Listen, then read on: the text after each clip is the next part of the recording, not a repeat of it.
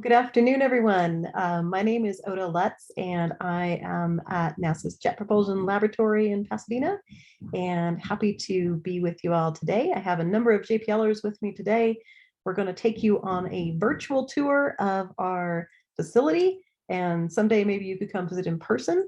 During the virtual tour, you actually get a little bit more behind the scenes than you do when you're physically at JPL. So our folks who've been working on the virtual tour have done a really good job, I think. So we'll show you some things, and then we'll tell you about a few more things you can go look at on your own.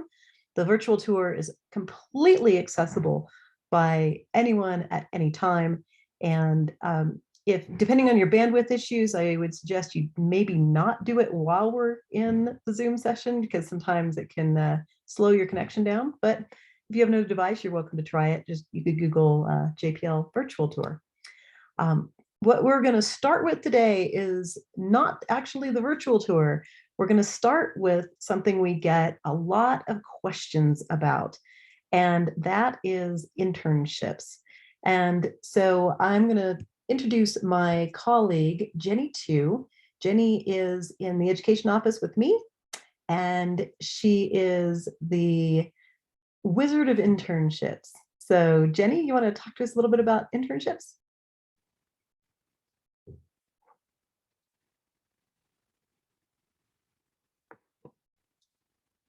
Jenny, if you're talking, we cannot hear you. Thank you, Oda. Can you all hear me okay? Yes, perfect. How is this now? Great. Great, thank you. Thank you so much for that, Oda. Hi, everyone. Happy to be here. And I think we have about 15 minutes dedicated to the session on an overview of internships. As Oda mentioned, my name's Jenny Tu, and I manage a few internship programs within the education office at JPL. And so I'm happy to be here to share with you a little bit about those internship programs in terms of requirements, eligibility, and then also talk a little bit about the projects that our students have worked on in the past. And then also I wanted to also pass along my contact information should anyone would be interested in contacting me for additional one-on-one conversations. I'm here to help. So let me go ahead and share my screen with you. I do have a presentation that I prepared for this segment. So let's see if I can get that to work.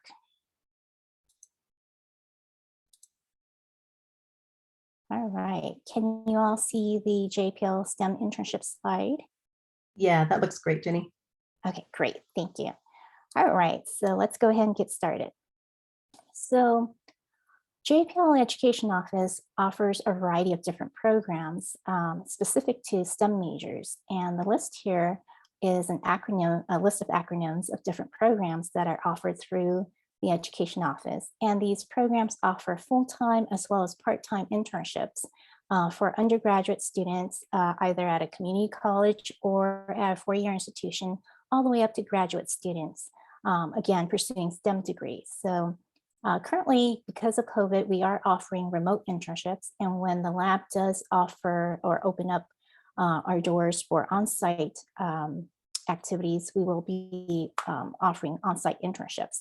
But there are a variety of different programs, but the four that I would like to provide you with an overview with today are MSP, which is our Maximizing Student Potential in STEM program, our year-round program, which is YIP, our summer internship program, SIP, and then also our SERI program, our Student Independent Research Intern program, which is dedicated to community college students. So with that, let's go on to the next slide. All of these programs are designed to provide an educational experience to our participants, and there are expected learning outcomes in place for all of our participants. For the most part, the internships are a minimum of 10 weeks to start. And then from there, if you come back for an additional internship, that session is flexible.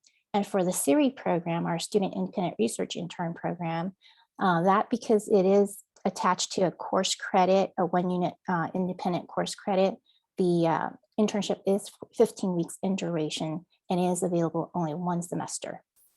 either in the fall or spring. Let's see. So the internships are typically 9 hours minimum, all the way up to 40 hours per week.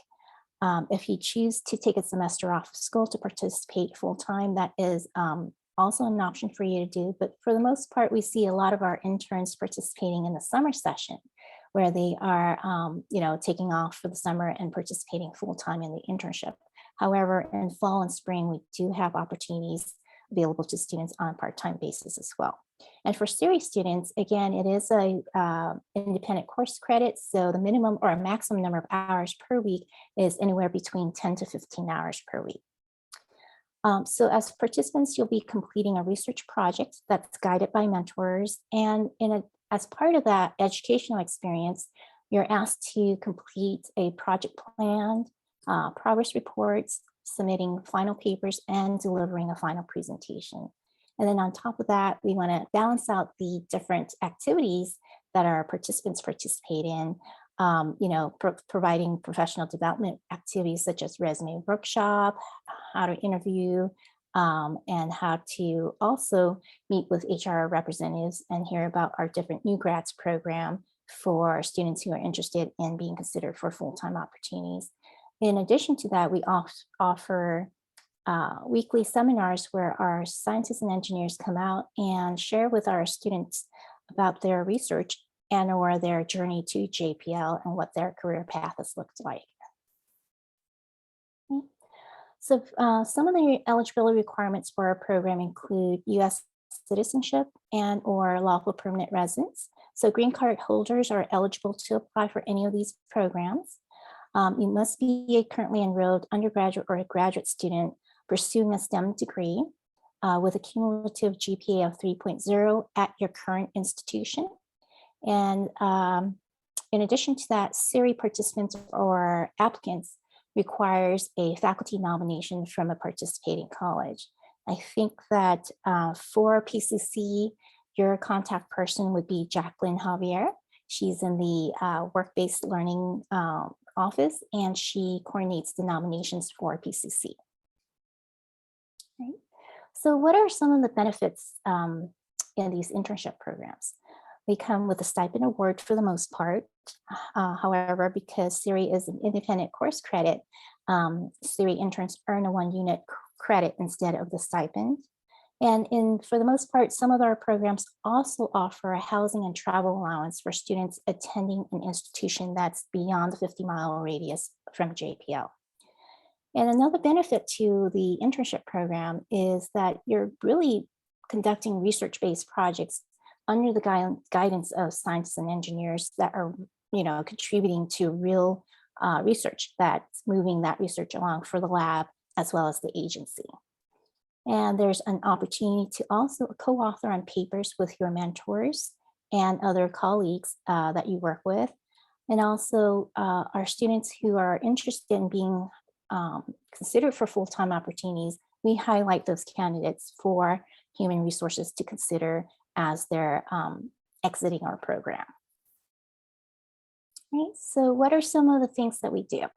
So this slide captures, and you'll hear a lot more from the rest of our speakers for the rest of the event today. But this slide captures some of the research areas along with majors and skills and interest areas for each. So under the science section or science area, our scientists for the most part are analyzing and interpreting data that's returned from spacecraft, and they play a key role in shaping future space missions, right? So some of the skills and interest areas here include data analysis and data reduction, research and laboratory instrumentation skills.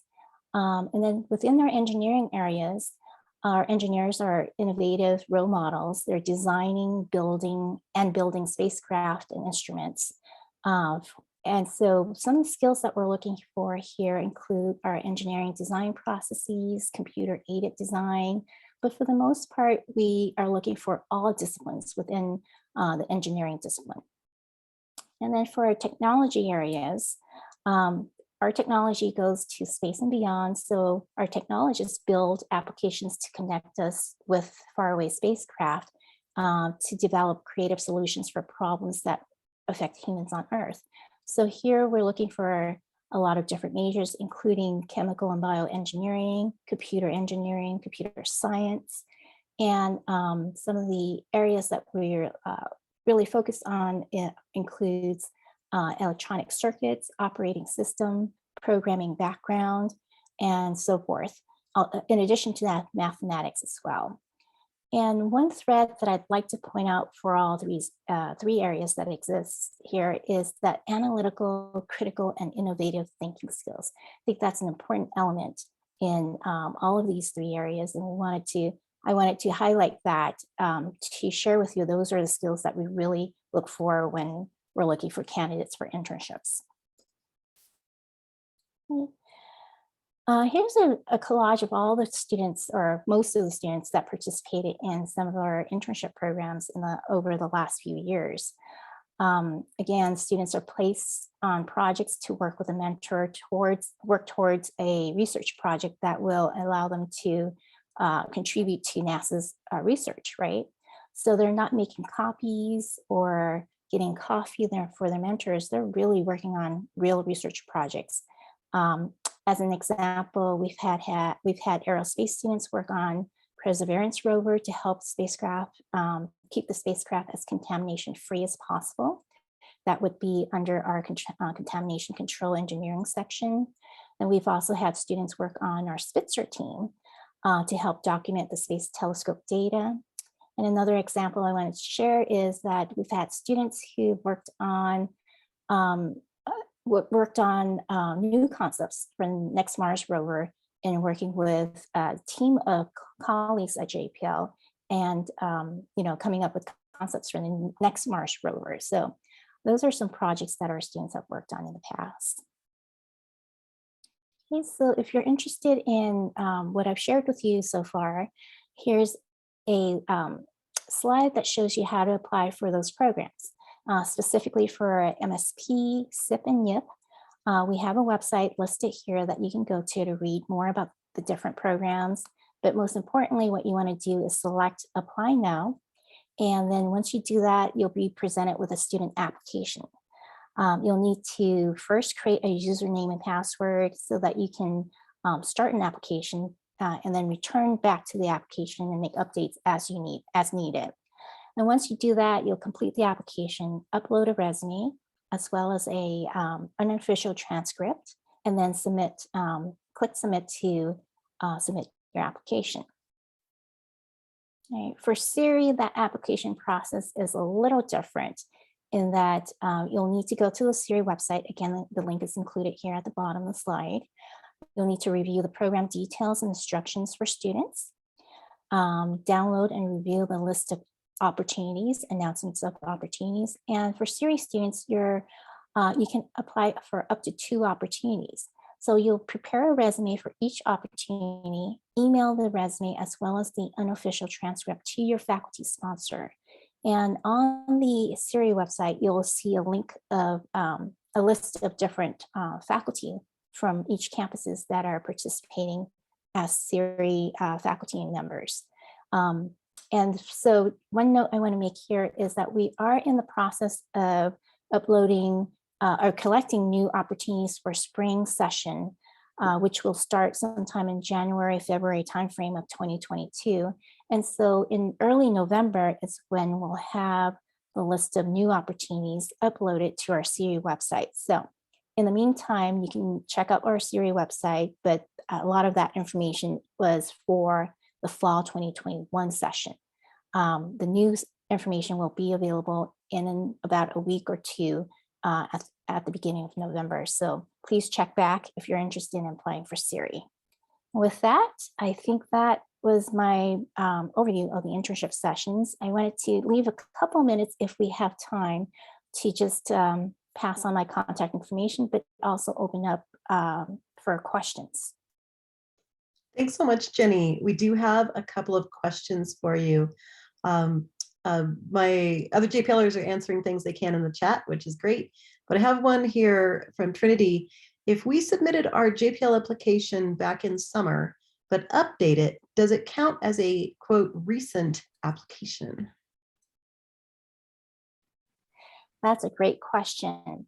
So how the system works is that it will log in your application from the date of submission. So if you've updated it and submit it, hit the submit button, it will be available for all of the program coordinators to review from the time that you submit up to 6 months of your application. So it does, quote unquote, expires after 6 months. So I recommend going back in and either resubmitting a new application or updating your application right about at the 6-month mark. Okay, great. Thank you. Another question from Jacob. Is the faculty advisor different for each school for applying to SERI? Yes, it is. And that list of faculty, the list of faculty members are available on the SERI site. There are some updates that we need to make. For instance, we used to work with Melva at PCC for student nominations, but this year going forward, Melva has asked us to work with Jacqueline in the work-based study office for SERI nominations. So check back in early November for the latest list of faculty sponsors. Okay, great. Thank you. And there was some comments earlier. Someone asked a question about how competitive it is to get in, and some of our JPLers who are current interns or former interns were answering and saying it can be competitive to get in, but it is more about the match of a mentor's need and your skill set and serendipity at the time. Would you agree with that?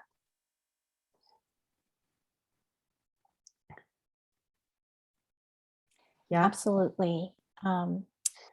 I definitely agree with that comment. I think that it's all about timing and what projects and what projects are available, and also demand, if you will. So, I would highly recommend, if you're interested, submit that application. Don't second guess yourself. You never know what the mentors or our mentors are looking for. So definitely submit that application. I have a quote. My favorite quote is, if you'll miss 100% of the shots, if you don't make that, if all of the shots that you don't make, you miss 100% of the shots that you don't make. There you go. So definitely recommend that you submit the application. Great. Yeah, that's really good advice, because I know hosting interns sometimes myself, it really depends. Some years I have people who want, mentors who want a certain number of skills, and I've got interns for those. Next year, maybe no mentor wants those skills. They want other sets of skills. So it's really a demand issue. I have a question about SURF. Are you prepared to answer a question about SURF? I can try, but actually my colleague Petra Kneisel is more, she coordinates that program, but I can try to answer the question. And if not, I can definitely take the question back and provide the answer after the fact. Okay, so Daniela wants to know, will there be more mentors joining the SURF program? I'm having trouble getting in contact with someone from there. Yeah, so what Petra's doing, she coordinates the SURF program, and she's hosting these webinars on a monthly basis where she will help our mentors connect with potential SURF applicants. So yes, we are well aware that we're well aware that we need to increase the number of mentors for SURF, and that is an action that we're taking to connect students with mentors. So if you're interested in getting connected with SURF, please leave your contact information, and we'd be happy to connect you with Petra, who can then make the connection with a SURF mentor. Great, thank you. And another one here, I think we've got another minute for a question. Daniel asks, if I were to get into a summer internship program, would I be allowed to take a summer course? Yes and no. I think that, well, for the most part, yes, because we don't drive, what you do outside of JPL. But I do want to just point out that for summer internships, because it is a 40-hour or more commitment, we ask that you don't take a rigorous course. If you're trying to take a course to get, general ed out of the way, that might be okay. That might be okay to take a course like that. But if you're committed to a full-time internship, you'll find that you'll probably spend at least 50 or so hours working on your project each week. So plan accordingly. All right. Thanks so much, Jenny. I really appreciate your time. I know you are a super busy human. So thanks for joining us today. And I'll let you get back to your other work. And folks on the call, remember you have Jenny's contact information. If you have questions for her, feel free to email her. And we'll try to get your questions answered that way too. So I'm going to go ahead and we'll say goodbye. Jenny, thank you. Thank you. And let's see, I think I can share over Jenny here. Yep, I can. Great. All right. So I mentioned earlier that we have a bunch of JPLers on to talk to you about various parts of the laboratory. And I'm going to transition right now to Lan. Lan Dang, some of you know, is one of our amazing JPLers who does a lot of outreach. And Lan, I'm going to let you introduce yourself, and I'll take you on over to the Spaceflight Operations Facility on the tour. Okay, thank you, Oda. And I really love Oda for always helping me with these events, because she just makes it all go much smoother. So those of you at PCC probably know I also teach at PCC, but for the rest of you, I do a lot of educational outreach, like these type of tours, pretty much for any club that asks me for it.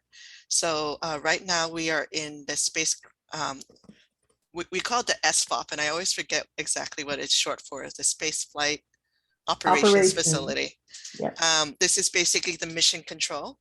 And what I want to do is that we recruited so many great speakers who do really fantastic jobs within the space industry. And I wanted to hand this over to Jules, who's a navigation engineer and has a lot of familiarity with this space. So Jules, off to you. Thank you, Lynn. Thank you, Oda. Hello, my name is Jules, and I'm a navigation engineer at Jet Propulsion Laboratory. First, welcome to our universe. We're going to start our virtual JPL tour right here at the Space Flight Operation Facility. That's a mouthful.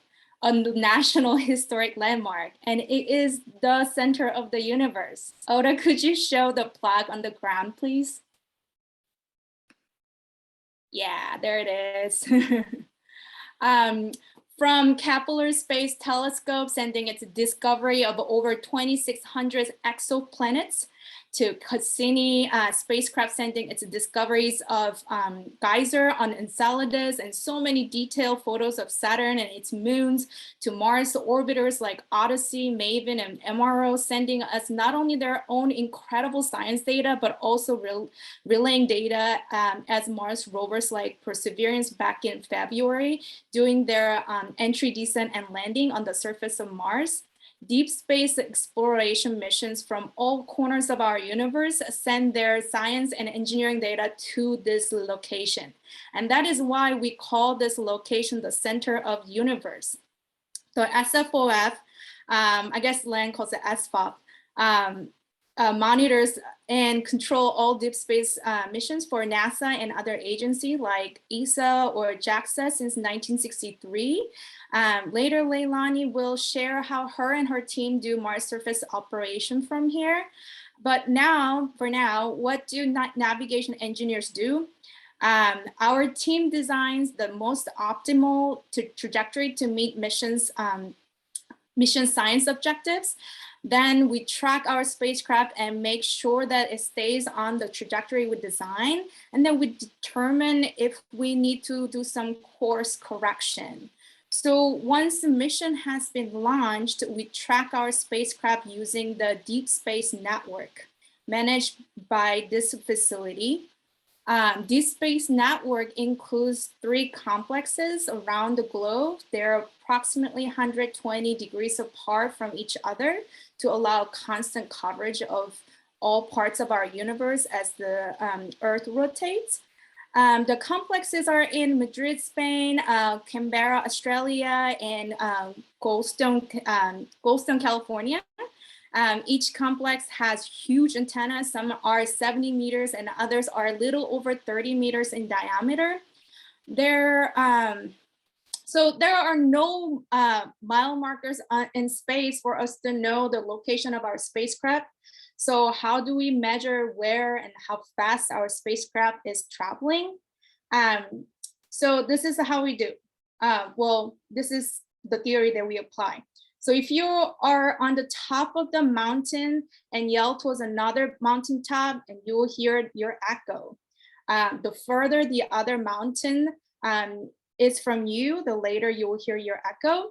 So that's kind of what we do. So we measure how long it takes for that signal sent from the space network antennas to travel to our spacecraft or back to know its position and velocity. So then us navigation engineers have to consider dynamics of our solar system and weather on Earth and other engineering data to process tracking data we receive from DSN.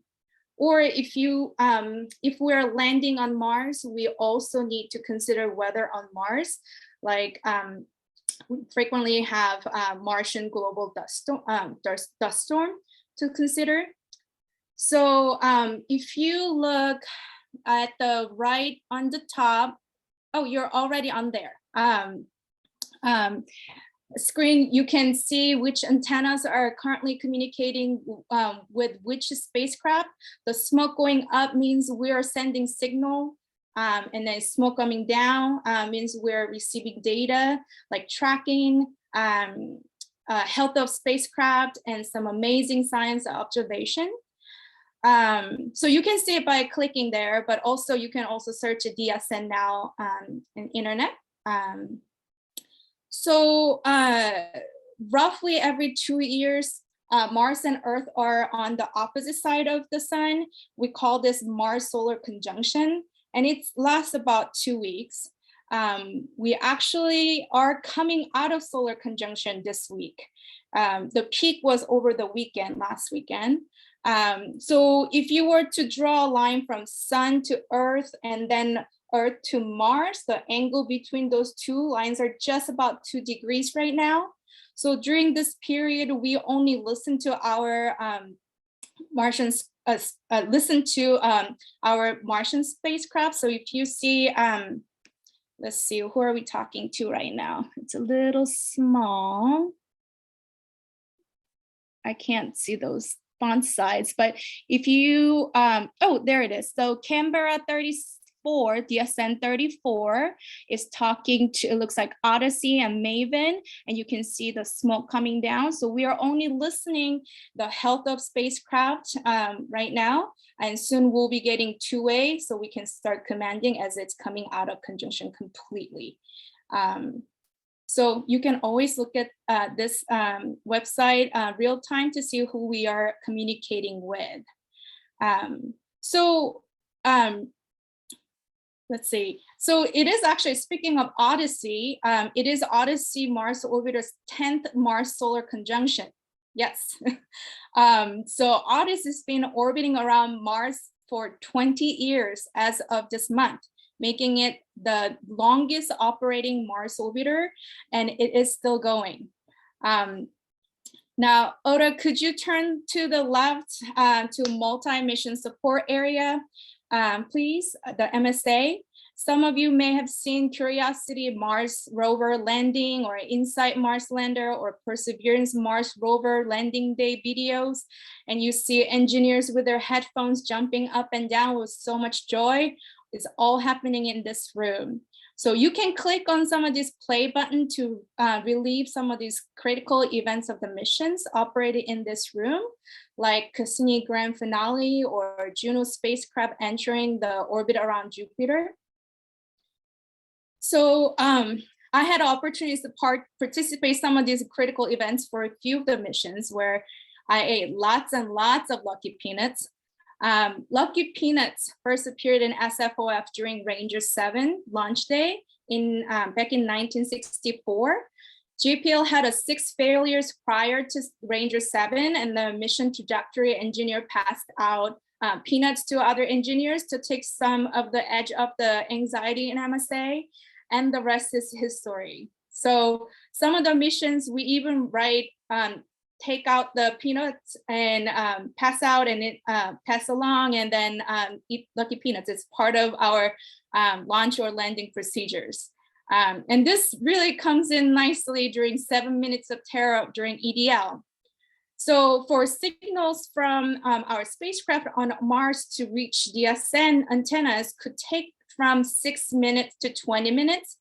At the time of InSight Mars landers, EDL, it took about 7 minutes for InSight Mars lander to travel through the Martian atmosphere, so top of the atmosphere to the ground. It takes about 7 minutes. So by the time we hear the signal of the health of the lander on the surface of Mars, the lander already been on the surface of Mars, safely or not, already 7 minutes. So we call this waiting time for 7 minutes of terror. And then trust me, I ate up so much peanuts during that time. After the landing, during the InSight Mars landing press conference, the InSight project manager, Tom Hoffman, says, "Thank you all of the hard working you put in, and especially all the hard work your spouses and significant others and loved ones put in." And he thanked everyone.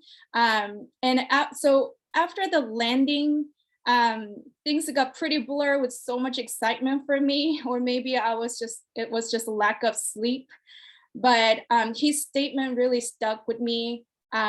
I found out that I was expecting our second child just before InSight Mars lander launched. And then I had him a few weeks before the EDL.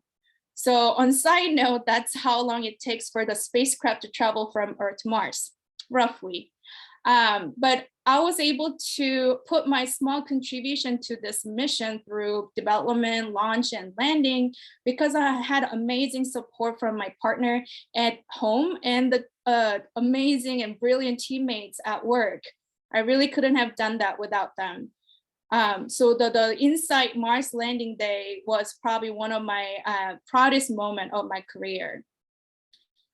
During my time for the InSight mission, I had an opportunity to volunteer for Mars Outreach Program.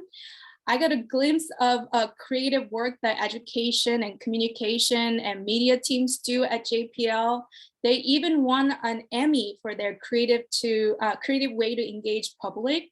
Some of us got a picture with the Emmy, and I was so proud of these teams. And that is one of my favorite part of JPL, the diversity of everybody's background, like academic background and skill sets and expertise. We have so many talented JPLers with the various background working towards one goal, space exploration, fueled by human curiosity. We have engineers and technologists incorporating their love for origami into spacecraft design. We have a glacier scientist studying how our Earth is changing. We have great storytellers engaging public through films and media. We have a brilliant educators at developing ways to engage and inspire our next generation. All these different academic background and skill comes together to look at the problem in many different ways and come up with a creative solution to explore together. This is the way we were able to land Perseverance on Mars successfully. So how did I start my journey at JPL? I started as a summer intern during my graduate work. Once I had my mindset towards JPL, I emailed pretty much every at jpl.nasa.gov email address I could find on the internet and JPL career website. I actively networked with JPLers. I met through conferences, and recruiters came to our campus. Just like Trinity, I even organized a small recruiting event at our school so I can meet them. So kudos to you, Trinity, and everybody who showed up here. For my summer internship, I got a call from a JPL engineer who I met 7 months prior So I was very grateful that he remembered our meeting and follow up with my emails. My advice to you is to be patient and persistent. Keep emailing them, send them updated your work and your school work and projects. And you'll find a place. Once my internship was over, because I was a local, I became academic part-time as an engineer, and then I just became full-time as a navigation engineer and continued. To end my portion of tour here, I would like to tell you my favorite part about the space is that you're part of it and that I'm part of this beautiful, mysterious space, that we're in it. We're part of the space. We are space. So I love that about space. And there's so much more to discover and explore. And my favorite spot in space is my home and the rose on Saturn. It's the hexagon-shaped, very mysterious spinning vortex on Saturn's North Pole. It's a storm. So, and that is all. Thank you, everybody. Next, Leilani will share her experience at SFOF and JPL. Thank you, everybody. That was great. Thank you so much, Jules. I appreciate your detailed description of SFOF and the mission support area. So hello, everyone. I'm Leilani. I am a current intern at JPL, and I'm interning while I'm doing my graduate work at MIT. And I guess just a little bit about how I ended up at JPL and how I got to intern here.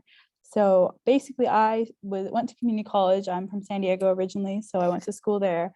And then eventually, you know, I didn't know about all the amazing programs JPL had to offer when I was in community college. So you guys already have a leg up, you know, you can apply now.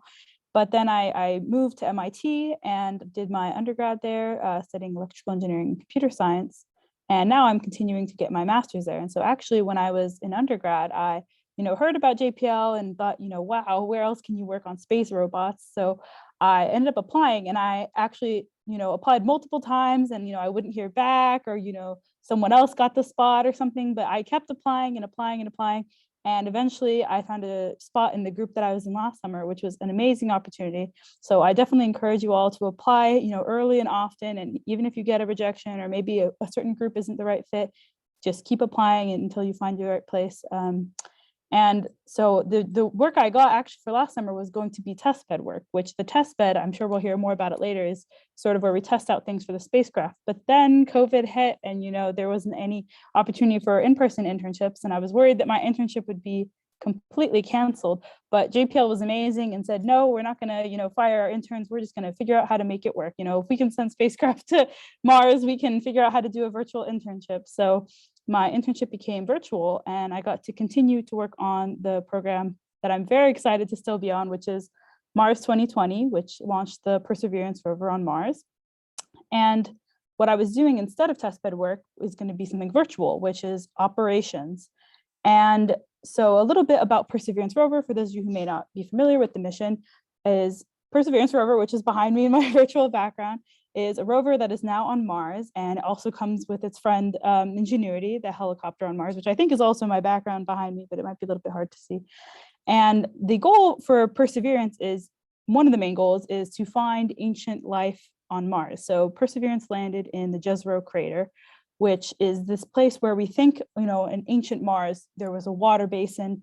And, you know, when you see water, just like on Earth, we're hoping, well, water, there might be life. So Perseverance has all kinds of really awesome instruments and things on board that help it to look around, take really awesome pictures, do a lot of scientific measurements, and just gather a bunch of great science data for us to analyze here on Earth.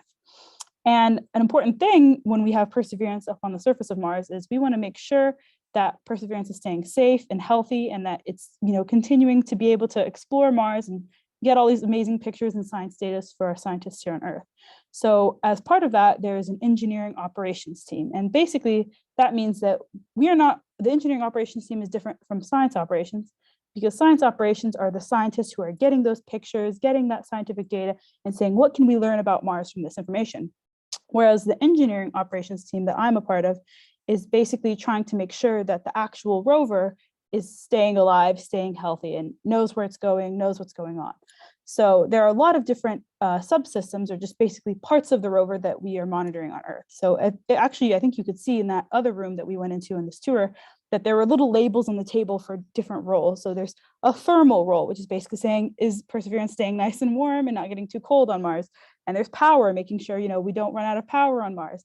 And so my subsystem is called the Surface Attitude, Position, and Pointing subsystem, which may sound like a mouthful, but basically what we're making sure that we're doing is that we are keeping track of the rover's attitude, which is basically how is it pointed on Mars, so that we can point our antenna back to Earth and actually receive data. And then also making sure that the rover knows where it's driving, because there's no GPS on Mars. You can't just Google Maps where you're going to take the rover. So we have to take a lot of careful measurements to make sure we know where we're going and know where we've been on Mars. And but what that consists of on a daily basis is actually, I work in SFOF, which is this building here, not on this floor, actually on the second floor is where Mars 2020 has moved to. And basically what we do is we come in every day and we sit at desks very similar to those in that other room. And we have a microphone, just like you see, in all the videos online for the different landings right there, just like this room. And you pull up all of your tools on the screen. So tools are a super important part of operations, because when the data is coming from the rover, it's not really that easy to look at as a person and process. You need to say, how do I look at all these spreadsheets and different information and figure out how the rover is doing? So a big part of my internship last summer was basically working to take the data from the rover and make it easy to understand. So that basically consists of a lot of coding that lets us have pretty plots, pretty tables, things that look nice for a person, and you can look at it and say, oh, I know what's going on with the rover, I know how we're pointed, I know where we're going, and I know where we are, and just make it a lot easier for the person to know what's going on without having to search through a lot of different data, because it's important to make sure that you know how the rover is doing very quickly, because every single day we check on the rover and then we make the plan for the next day. Because this isn't like, Mario Kart, we're not, controlling things in real time. What we're doing is we process data every single day, and we get all the data from the previous day all at once. So we're not getting data and then checking and the data and the checking. It's just a one big chunk of data sent, and then we send a big set of instructions for the next day. And so because the Mars time is different from Earth time, the day on Mars is a little bit longer than a day on Earth. So sometimes it lines up and sometimes it doesn't. So we try not to send things all the time. We just send things once a day to make things easier for operators on Earth. And basically, once we have all those tools developed, once the rover is on Mars, the operators can look at those tools on these computer screens here. So if you see what they're looking at the outputs of all the different software tools that they've developed. And you get to report and say, oh, yep, our system is go or no go, which means, we're good to go, everything's looking great, or no go, which means maybe there's something wrong. Maybe we need to send instructions for the rover to, make sure it's fixing some problem with itself. And that helps us to make plans for the next day and not have the rover do anything, unsafe or bad on Mars. We don't want the rover to get lost or get unhealthy. So Mars Surface Operations has been a great time. As an intern, I think I've been very surprised at how I've been able to do actual operation shifts. I've been the person in the seat, at the table, and they don't think that, you're an intern, you can't come and do Mars operations. Like I get to actually, see, data coming down from Mars, and one of the first people on Earth, to see these pictures of, Mars, and it's been a really great experience. So I would say that, like I mentioned before, I encourage you all to apply for an internship. And I think it's been an incredible opportunity to be able to talk to all the amazing people at JPL. Everyone has been so welcoming. And, I email people sometimes who I don't even know and I don't work with. And I just say, hey, I heard you're working on this project. It's so cool. Like, do you mind just talking to me for maybe a half hour about what you work on? Pretty much everyone I've ever emailed has always said, yes, I'd love to talk to you. And I get to have a lot of great conversations that way. So I'm really grateful for the opportunity to intern at JPL, and definitely encourage all of you to also pursue that. And I think, let me see if I can figure out what's next on that's cool. tour. That's good, Leilani. You're good. What's your major? Oh yeah, my major is electrical engineering and computer science. So you don't have to be an aerospace engineer to work at JPL. We're looking for people from all different sorts of disciplines. All right, very good. Thank you so much. And We're going to transition over to the spacecraft assembly facility, but before we do that, I believe we have a video from the environmental test lab. Yeah. Oh, I can do a quick intro into it. Okay, great. Awesome. So it looks like it's coming up now. So hey everyone, I'm Shannon Statham. I'm at JPL and I'm a group supervisor in the environmental dynamics test lab. And the first question you might have is, what is environmental testing? Which is exactly the question I had when I first came to JPL and had to wrap my head around what that actually meant. And essentially, it is where we simulate space and launch environments for our mission so that we can actually test our hardware before we launch it into space and fly it to know that it's going to work and perform the way we need it to throughout the mission. And then this is just a great video that highlights the work that we do in that lab.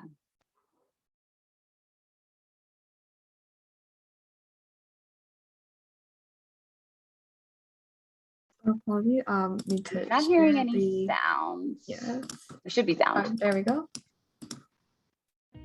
The mission of NASA's Jet Propulsion Laboratory is to explore space in pursuit of scientific discoveries that benefit humanity. To fulfill this mission, tests performed at JPL's Environmental Test Laboratory ensure spacecraft can survive the rigors of launch and operate in the extreme environments of space. Every JPL spacecraft is tested in the Environmental Test Laboratory.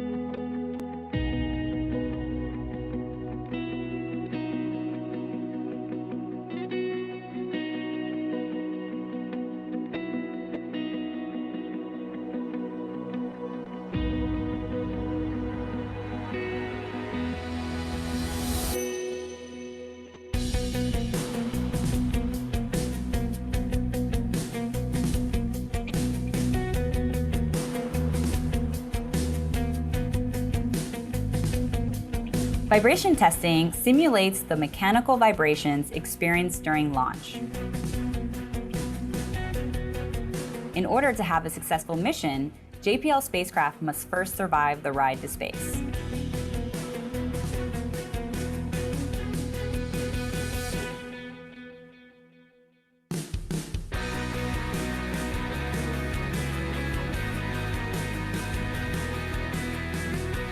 The reverberant chamber simulates the acoustic noises and sound waves generated from launch. Acoustic testing is particularly stressing to large surfaces, such as spacecraft bodies and antennas.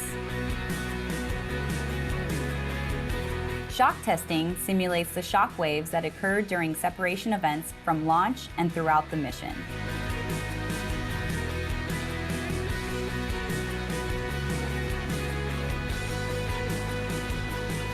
The tunable shock beam provides a reliable and repeatable method for simulating these highly energetic and instantaneous conditions.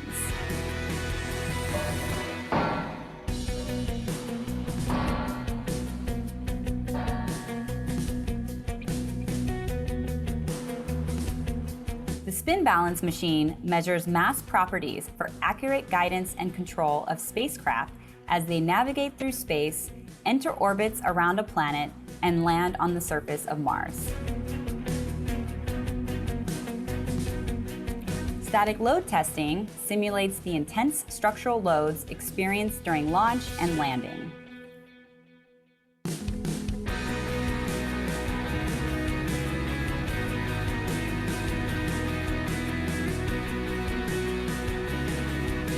Instrumentation services are provided for all environmental testing to monitor the hardware under test and record and process the critical test data.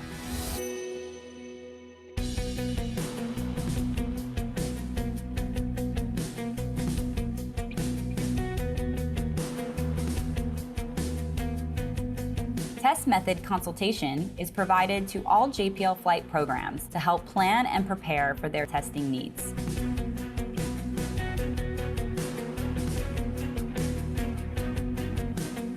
Thermal vacuum chambers can simulate the extreme temperatures and vacuum of space and of other planets. Whether the spacecraft is orbiting Earth, landing on Mars, or exploring the outer planets of our solar system, Thermal vacuum chambers of different sizes and capabilities are available to meet all the different environments and testing needs of JPL missions.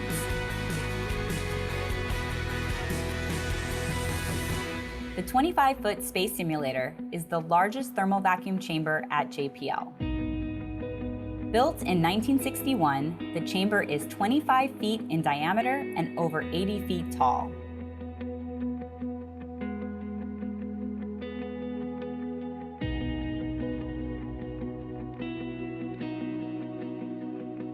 Using high-powered lamps and mirrors, the 25-foot space simulator can simulate a uniform solar beam with an intensity of up to 2 suns. From Voyager to Cassini to Perseverance and the Mars helicopter, the 25-foot space simulator provides the precise environments to test and certify JPL spacecraft for their mission.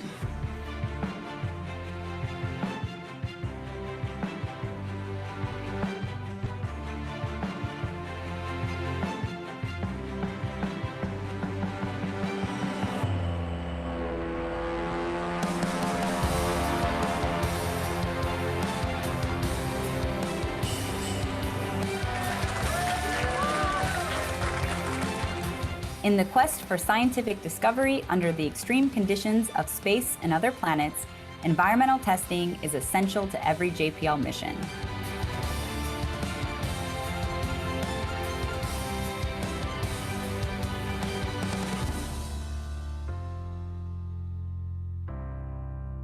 ETL is committed to mission success.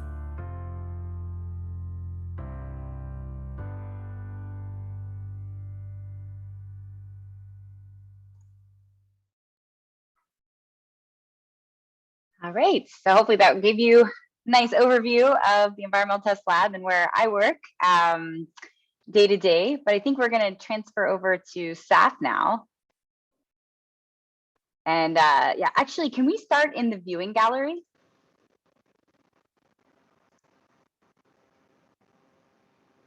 I think that gives like a really nice overview.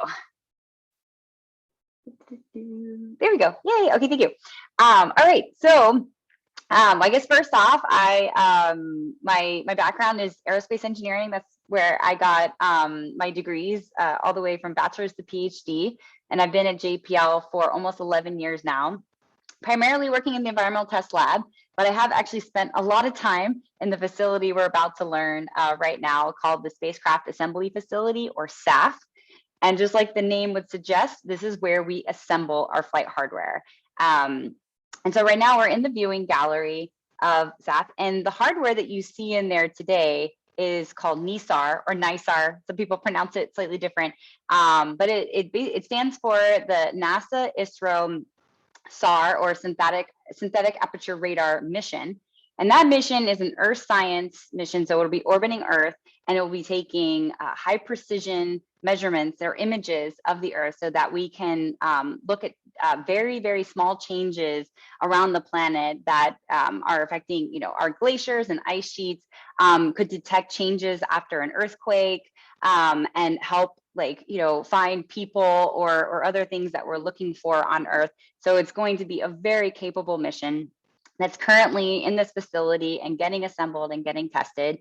And so you can kind of just get this a little bit of overview of this big facility. And in the back there, you'll actually see on the wall all the missions that have been in this facility, which is just really exciting because you can see the history and all the missions that have traveled through this building.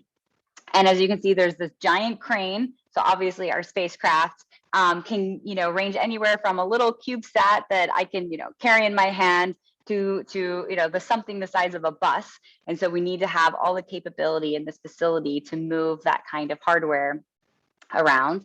And I think there is an aerial view, Oda, if you go to the right, that kind of gave a nice little, yeah. So this picture actually was when Mars 2020 was in SAF. And so you just get a little different perspective of, what all activities can happen in this building. But usually it's a lot going on. I've said before, it's kind of like a dance. and you need, people who are on the floor, we call floor leads. They're literally choreographing people throughout the day to make sure all the work gets done to assemble and test these spacecraft for our missions. So it's just really neat to look around, and you can just see all the different pieces of hardware and all the different people that are working on them. So this is a really, really nice view. But we'll take a tour into SAF now. So if we can first go to the gowning room. Great. Okay, so before we can go into SAF or into that clean room, we first need to put on some gear. And the main thing are the smocks or frocks that really look a lot like lab coats. So you see the woman there. And that is really to protect hardware from us. As humans, we have we shed skin, we shed eyelashes, hair, all this stuff that our spacecraft does not want on it for two main reasons. One, if we're going to a planet, as Jules and Leilani were talking about, if we're going to a planet to try to discover past or present life, we don't want to bring our life with it, because that might really, disturb our missions in terms of what we're looking for. Also, we don't want to potentially bring life and affect another planet. So we really want to make sure we're keeping our germs off of our spacecraft. Another thing is, a lot of times our electronics are very sensitive to that kind of bacteria, and also electrostatic discharge. And so when in the winter, when you've got your heater on and you touch metal and all of a sudden you get zapped, well, if you feel that zap, I forget what the measurement is, but it's like 1,000 volts or something crazy. And our electronics are sensitive to down to 50 volts. So if you were to even feel a static discharge, you've already killed your electronics. So these smocks are protecting our hardware not only from germs when we go to other planets, but also from the electronic sensitivity that they have. And yeah, this tells you a little bit more about those grounding straps. Essentially, you'll see a lot of the people in the facility will be wearing what look like these black straps that have a tail on them. And so that's where we can plug into specific locations around SAF to basically protect the spacecraft from us. And if you got any electrical engineers, I'm not an electrical engineer, so I hope I don't botch this, but basically we're trying to put our bodies and the spacecraft at the same potential, so there's not this charge that then we could potentially put into the spacecraft and damage anything. So that's essentially what's going on. And you might also see there's a difference in the types of gowns that we wear. So right now, most of the people in here are wearing smocks or frocks that look like lab coats. But when we're going to another planet, we typically wear full bunny suits. And those are literally head to toe. You're wearing a hood, you're wearing a full jacket or bunny suit that goes all the way down to boots. So you're not going to have any exposed clothing. You're not going to have any exposed parts of your shoes. You're going to wear gloves and also a face mask, because we also don't want to be breathing and spitting on our spacecraft. So depending on the mission and the planetary requirements, we'll wear different things inside our clean room. So, okay, so why don't we go to the airlock next? Thank you. So once we're all smocked up, this airlock is a staging room where we bring spacecraft from the outside into the clean room, into SAF, or we vice versa, we'll take it out so that we can go do other activities, ship it to the Cape for launch, or take it to another building at JPL. And yeah, you can see this giant roller door so that we can fit really large hardware in and out. There's a crane. So, because a lot of times we've got our very sensitive spacecraft inside a box. And so we need a way to take the lid off the box. So we obviously have to have a crane in here as well to kind of do all of those different operations. And then you see a similar roller door for the inside. So usually with airlocks is we need to make sure we protect the very clean inside of our clean rooms against the very dirty outside of the rest of the world. So we normally have this staging area that we call airlocks that allows us to, open the outer door, bring the spacecraft in, close the outer door, and now we can open the inner door to move things in. We never want to have both doors open at the same time, because otherwise we could then bring in all that dirt and grime from the outside into our very clean rooms around our sensitive spacecraft. And then let's go ahead and go inside. Yes. So now we're going to get the floor view here. So you're just now getting a little bit closer to what's down on the staff floor. And actually you see there, that's what mannequin, yeah, High Bay Bob, that's right. I was like, what was his name? High Bay Bob. And so he's wearing a full-on bunny suit, so you do get a picture of that. And it was really funny story. I was giving someone a tour once, and I went to that gallery that we saw for the first time, and I was like, I don't think anyone's in here.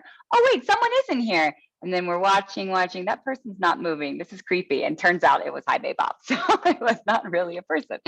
But anyway, so again, just getting a little bit closer and personal, we can walk through.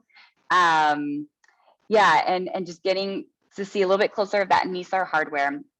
And one thing I did want to mention about NISAR. So as I mentioned, it's Earth Science mission, and it stands for NASA ISRO SAR. So ISRO is the Indian Space Agency. So a lot of JPL's missions are collaborations between JPL and other NASA centers, between commercial partners. So, commercial businesses that also develop this hardware and software, and even international partners and international space stations. So for NISAR, we're working directly with the Indians and to make this mission possible.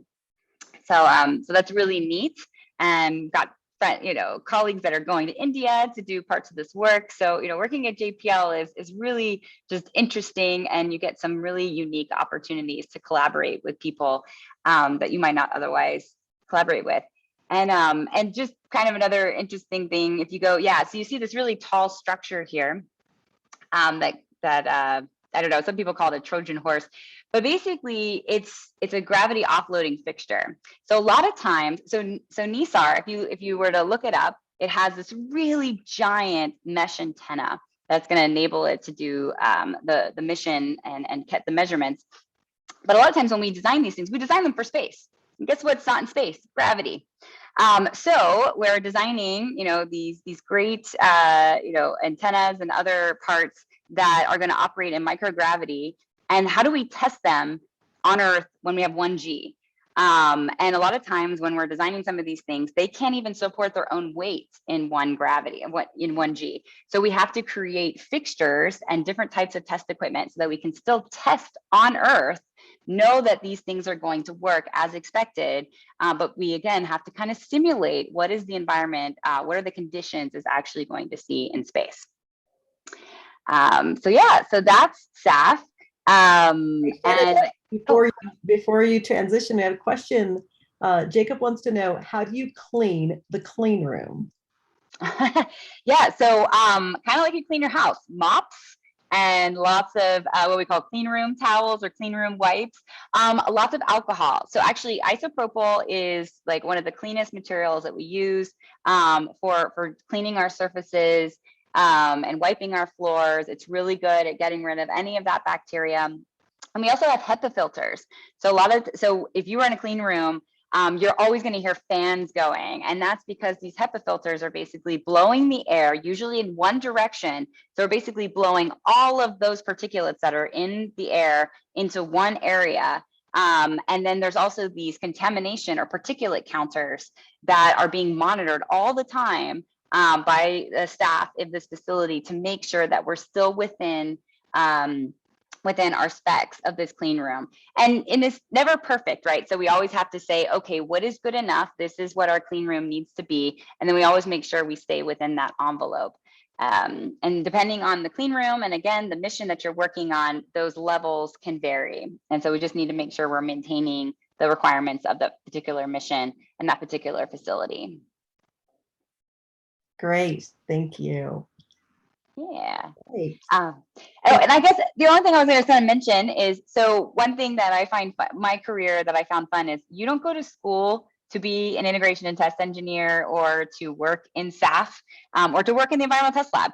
there's no engineering discipline that really like has you do that, both in undergrad and grad school.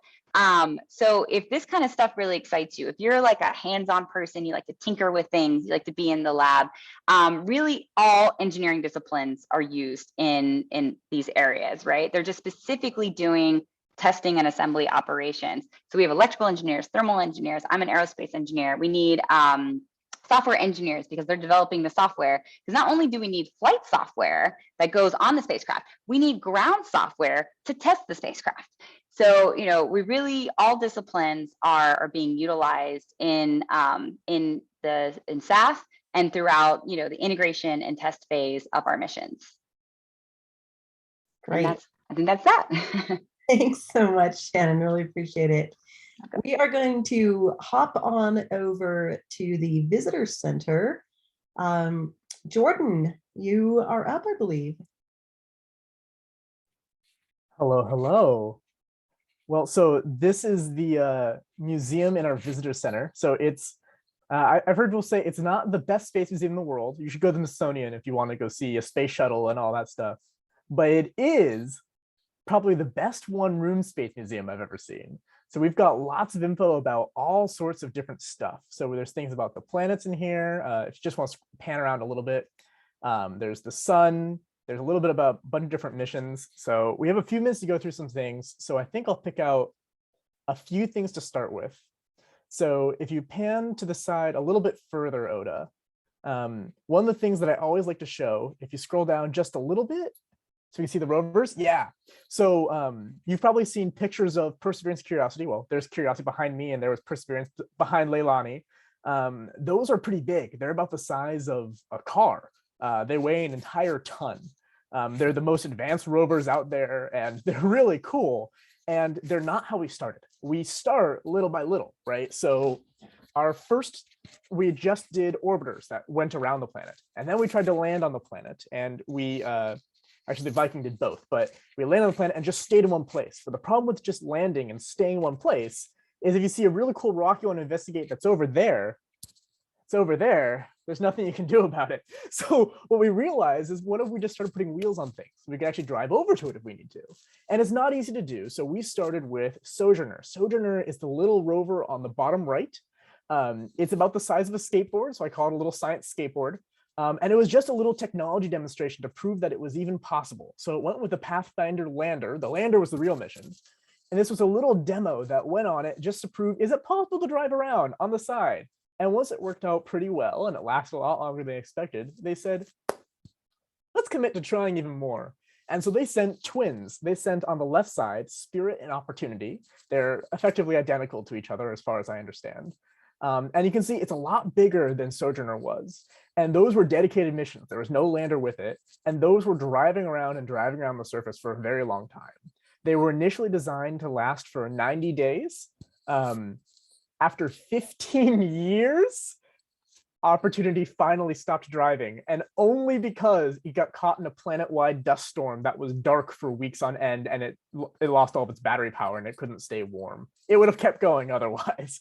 So we built them to last here at JPL, but it's really cool if you see the evolution in my mind. So we start with Sojourner, you go up to Spirit and Opportunity, and then now, and actually in that left, there's a picture on that plaque. You can see the size difference of Curiosity and Perseverance. We just keep doing bigger and more and more. And the reason we do more is not just because we think it's cool, it's definitely cool. And not just because we want to try to do interesting stuff, it's totally interesting stuff. We do it because we have to. We keep going back to Mars because we have new questions to answer, more questions that we're trying to answer. And in order to answer new questions, you need new data, which means new tools. If you just use the same tools you used before, you'll get the same answers as before, and you're not learning something as new necessarily as you could be. So when you put on new tools, the new tools get more advanced. The new and more advanced tools need more advanced platforms to sit on. And so you have to keep doing more and more and upgrading and upgrading. And that's why they're growing over time, but you got to start somewhere. You start with the demonstration. So the same thing's happening with the Mars helicopter that she was showing you a video of, that Shannon was showing you. You know, it's starting with just, it's trying to fly around for 1.5 minutes at a time, right? And then now that we've proven it's possible to fly on another planet, because that had never been done before, maybe next time we'll send something bigger and we'll use it more integrated with the rover to actually do really cool stuff with it. But that's just to give you a little flavor. So I guess we want to pan around a little bit more. We can show you some of the other stuff in here. So off to the right is a model of the Deep Space Network, which she already talked about, so we can skip that. Maybe if you want to go down the hall a little bit. It's kind of funky telling someone else how to maneuver a tour, sorry about that. Yeah, so there's lots of models along the ceiling, but the really cool thing in here is that big model that's in here is Galileo. So Galileo was JPL's very first Jupiter orbiter. It was the first one to go around the biggest planet in our solar system.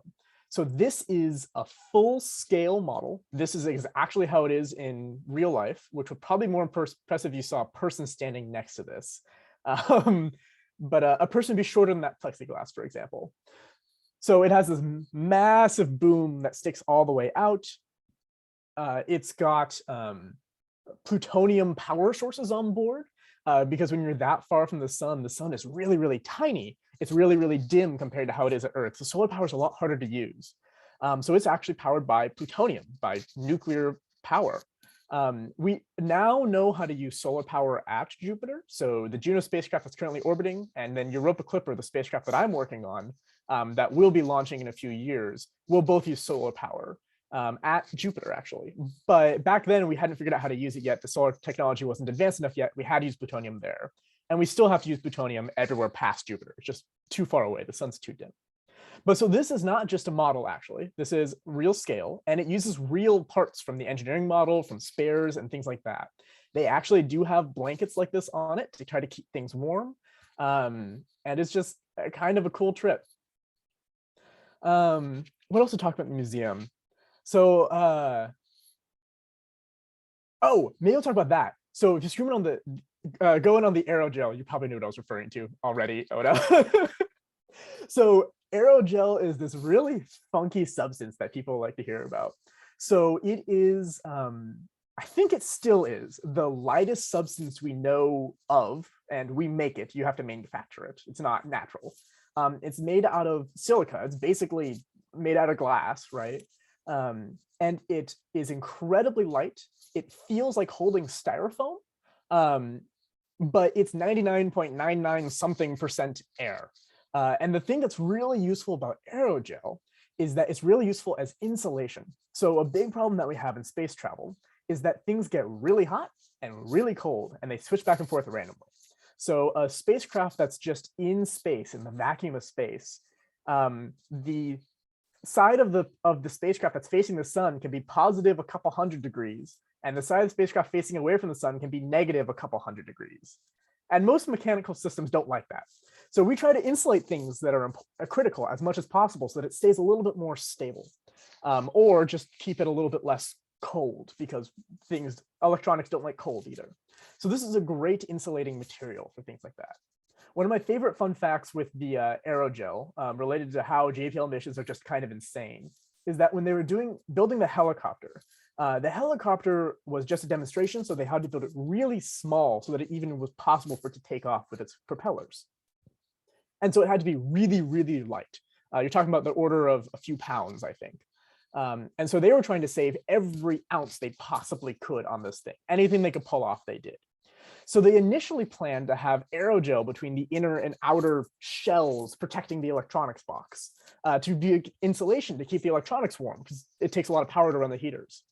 And they eventually did more modeling on it. And the team figured out that just if they left it empty, the Martian atmosphere, which is 90-something% carbon dioxide, filling in that gap would actually insulate it enough they didn't need the aerogel. So they removed the aerogel from the design to save weight. It weighed too much even for the helicopter. And that's just the kind of crazy things we have to do at JPL. We like to say that we dare mighty things. It's far better that we dare mighty things even though we might fail than to stay in the gray twilight that knows neither victory nor defeat. It's from a Teddy Roosevelt speech.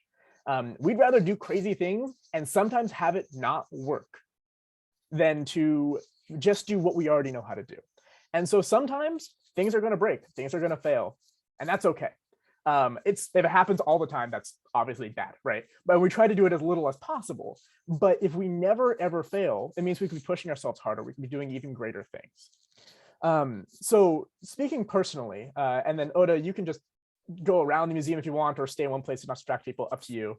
So speaking personally, my job is I work in quality assurance. I'm a QA engineer, which isn't normally the sexiest job at a lot of companies, right? But at JPL, it's really, really cool because our job is to make sure that everything is built right the first time. Our engineers put a lot of effort into designing these things to handle these crazy situations.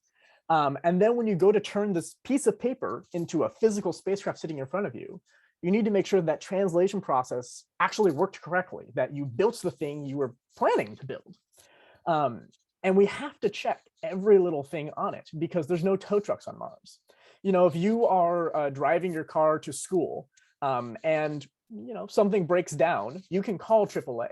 At the worst case, it's going to be thousands of dollars to repair, right?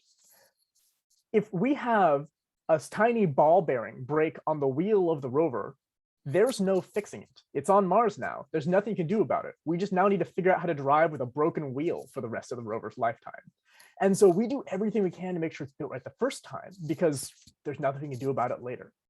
QA exists because mistakes are going to happen. Whether it's a human making mistakes, because we're all humans and human makes mistakes, and of course that's going to happen. It's inevitable, right? Whether it's machines making mistakes. The stuff that we deal with is so precise, so careful that even machines make mistakes. There were parts on the Perseverance rover that had tolerances in the single digits of microns. To give you scale, that meant that this piece of metal had to be exactly this width or this dimension, plus or minus a speck of dust. A few microns is somewhere in between the size of a speck of dust and a particle of smoke. That's how precise we have to be. Of course, machines will make mistakes then too. So we got to check that stuff too. Hey, Jordan, So, yeah. Speaking of precision, Jacob has asked a question. Do you do lots of error propagation as a QA engineer? Error propagation? Mm-hmm. I'm not sure what you're referring to when you say that. So in my experience, error propagation is when there's a small error in the very beginning of a process. Do you forecast what that does as the process goes on? So for example, even in like navigation comes to mind, if you make a small, like a small angle mistake, that propagation as you get far from Earth is a big deal. So do you look at stuff? Yeah, so there's two parts about it. The first part is what you were saying that I'm thinking about. So yeah, we do GD&T, geometric dimensioning and tolerancing, which is pretty common in the entire manufacturing industry, to try to make sure that we're managing gaps. And that's Lean Six Sigma as well, trying to manage the gaps, not just managing one tiny point, because it can stack up over time and you got to make sure everything fits together. And that's really hard for us because we only ever make a spacecraft once. So because we're always trying to answer new questions, that means we have to always provide new tools, like I mentioned before, which means every spacecraft just about is unique. We effectively fly the prototype. We make sure that prototype is as good as possible, but we've never built it before, which means that we almost always are still redesigning things while we're manufacturing. There's just no way around it. So the error stack up is absolutely a huge deal if you're still designing something after parts have already been built. And Shannon brought up fault protection. Shannon, you want to chime in on that? Yeah. Sure. Yeah. So, Jordan, sorry, I wasn't sure how QA is involved in that, but I just know in our system engineering division 31, there's a whole group of people, of engineers, that are looking at fault trees, right? They're looking at saying, okay, if this thing fails, how does it propagate, and how does it ultimately impact the mission and our mission objectives? And then, as part of that whole activity, they then build in what we call fault protection. And a lot of times this is software that basically will look for certain, indications based on telemetry and readings that will basically put our spacecraft into like a safe mode so that it kind of self-protects itself from like something small propagating into something big. So we absolutely do error propagation. Yeah, and there's multiple ways we do that fault protection. Sometimes we try to design the hardware and the software to prevent faults more often. We'll do radiation hardened electronics and things like that. Sometimes we design it so that we just assume faults are going to happen and we make sure that it can take it in stride and it can recover from those faults. Usually we do a little bit of both. It just depends on the mission. But yeah, fault trees are a huge thing for us. We like to talk about cause networks. This is maybe a little more technical than we needed to be, but usually you think about this one thing was the root cause. This is what caused the thing to happen. But if you think about it and you drew out this big tree, actually there's a bunch of things that if you prevented any one of these different things, the end result wouldn't have happened. So we actually want to go through and fix every one of those root problems simultaneously, because each one of those could cause other problems. And since we're doing something for the first time and we have no idea what we don't know, let's fix them all so it doesn't cause problems we haven't even thought about. And then I should probably talk about in the few minutes before we go to Q&A, how I got here. So I was an intern as well. I interned in my group for 4 summers actually before I went full-time last year, which is not normal. Usually people intern a smaller number of times, but I went to grad school and I just kept doing it that way. When someone was talking earlier about, or Shannon was talking earlier about how there's no degree in test engineering, right? There's no degree in quality assurance either. I took it even a step farther than that. My bachelor's degree is from a college of business. I did a minor in computer science. I did a minor in packaging. I was a mock trial lawyer and a TA for political science. And then I did end up doing a master's in industrial engineering. I do have the engineering degrees, but it all relates back in weird ways. You never know how things are going to work out. Like, careers aren't ladders anymore. They're squiggly lines, and it's wherever you can make your niche fit. When they hired me as an intern, they hired me because they thought I had potential, not because I had the specific skills to do things already. Because we do things that no one else can do at JPL. No one's going to have those skills already. We're going to assume everyone needs to be trained. It's okay. So if you have potential, if you're the kind of person that when we talk to you, you understand what's happening in the world around you, that you're excited and you're passionate and you want to learn and you want to come do these amazing things, that's the kind of person we'd hire. So I learned how to do a lot of this stuff on the job. You go through these squiggly lines, it ends up working out. Contrary to, I think Lon had said it way earlier, that nothing she did in college relates to what she's doing. I'm the opposite. Everything I did in college relates to what I do now, which is ridiculous if you just listen to the list of things I did in college. But right now I write our procedures and rules documents that dictate our requirements for how we do things. I use a lot of the lawyer skills that I had doing mock trial. Right now I do a lot of quality assurance and process improvement, something that I did in my undergraduate degree. Right now I do a lot of manufacturing things. That's something I did in my master's degree. I use a little bit of everything that I did in college. It all relates back. Because at the end of the day, if you study what you're interested in, and then you only take jobs that you're interested in, they're inherently going to match up. So go do what you're excited about, and then find someone who's willing to pay you to do that thing, and figure out how they can all relate together, because they will in some way if you work on it. I don't know if there's more you'd like me to talk about, Lan and Oda, or if you'd like to go to questions. I can talk about JPL for hours, so I don't want to cut people off. Yeah, we'll hop over to the to Von Carmen. Someone asked for your contact information in the chat, so if you're willing to do that, they would appreciate that, I'm sure.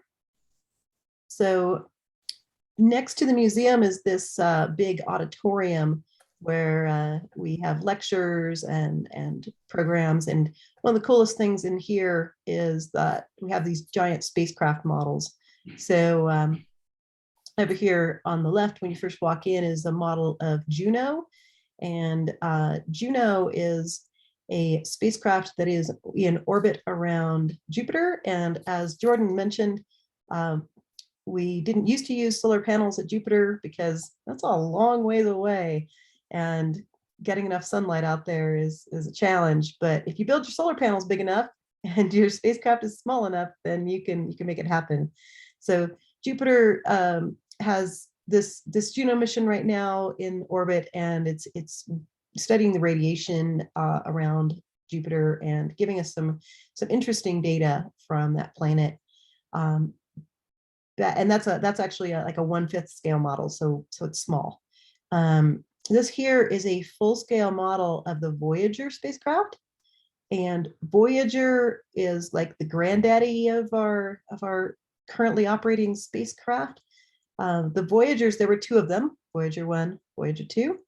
They were launched in 1977, which is a long time ago. some of us were kids, some of us were not even born yet.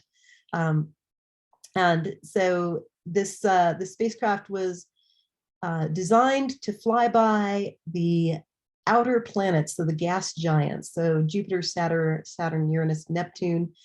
And it was at a particular time in history when those planets were, you hear people say they were lined up. Well, it's not a straight line. It's the way orbital dynamics work. It's in a curve such that if we launched at a particular moment, then we could fly by without using a whole lot of what we call trajectory correction maneuvers. And in order to get the planets in that line, it was going to be another 176 years or something crazy before it happened again.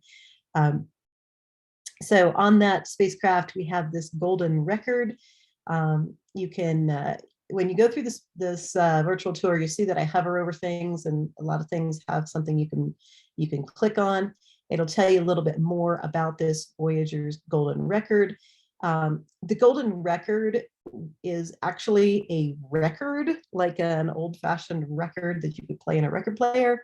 And the cover of it tells you a little bit about where the record came from. So the idea is, if this spacecraft is ever discovered by another civilization, they could figure out not only where it came from by this little quasar map here, but there's also instructions on how to build your own record player. In case you're like an alien and you don't have your own record player, we give you the directions on how to build one.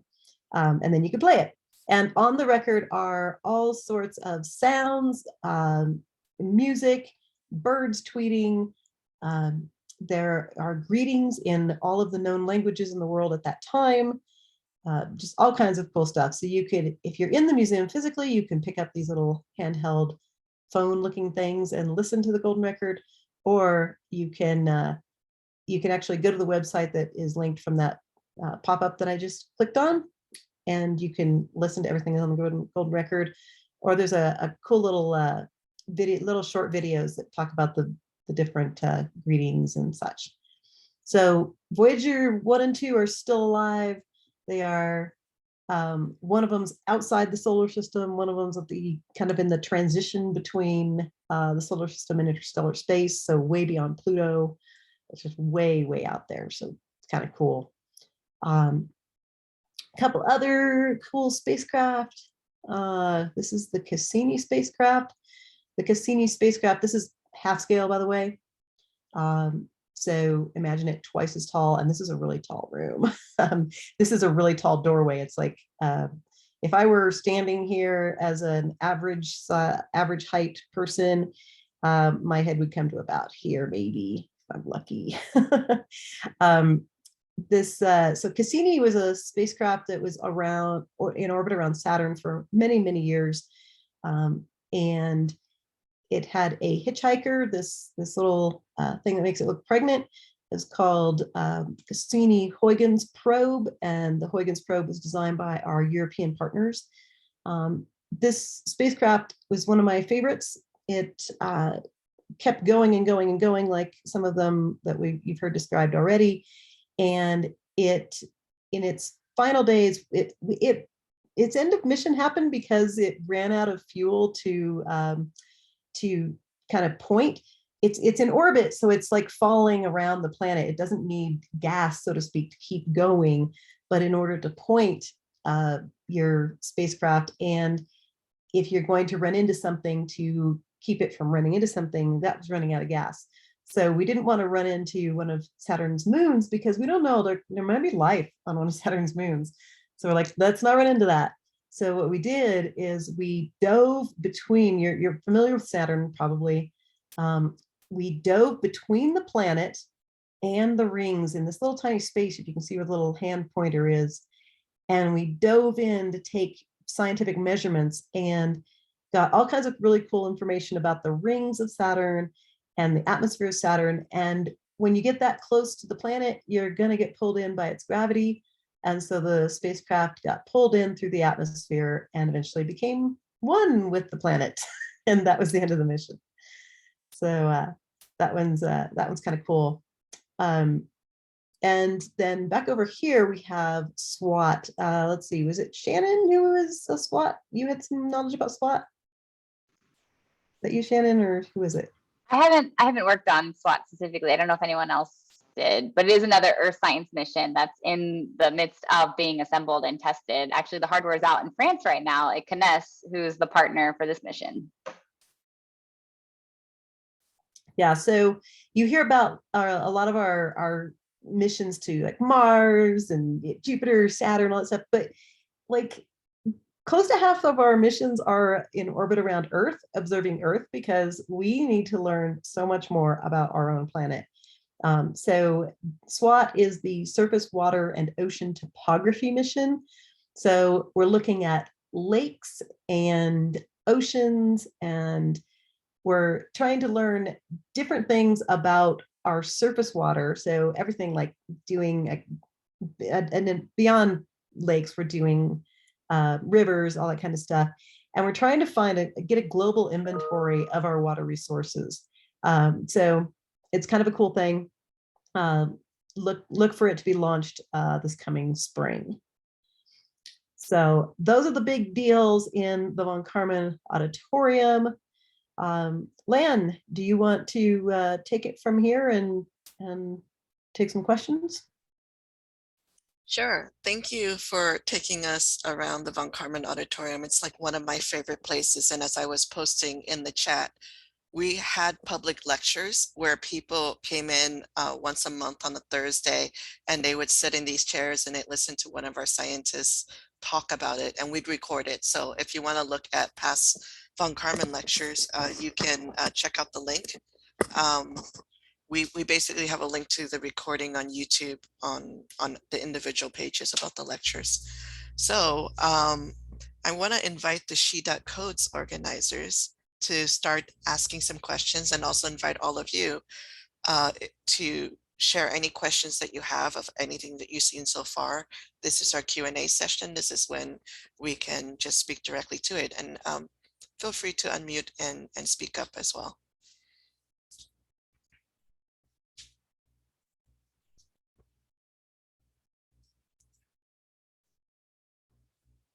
Oh, hello. Yeah, I need to leave for work soon, but I just want to ask a quick question to the JPL interns, which I think might have been sort of addressed, but what like technologies do you primarily use in your internship? Since for me personally, I'm looking to apply in like a data science area. So I was just wondering, like, how did your background help you, and like what would you recommend in terms of like familiarity with certain technologies and preparing for our internship? Yeah, so I can take that. I primarily work with Python and sort of like the data sciencey aspects of what I work on. I think like knowing, how to program in general, and like I think Python is a language that a lot of people at JPL use. We also use a lot of Jupyter notebooks. So if you've ever used that before, or can get some familiarity there, that's pretty useful. And I think, yeah, just generally being willing to learn and having the prior like projects or experiences that you can talk about, even if you don't know the exact tools. So it's been a while since I've been an intern, but I would say there's something I always want from my interns is knowledge of Linux, as Spencer could tell you. Because most of the time we're working, if we're doing anything that requires a lot of computing resources, we're usually using it on a Linux cluster or a bunch of servers. And so you want to have some comfort level in interacting with the Linux system. And that's not anything that's like crazy specific to JPL as far as what you need to learn about Linux. This is just if you are comfortable on a Linux command line, that does a lot.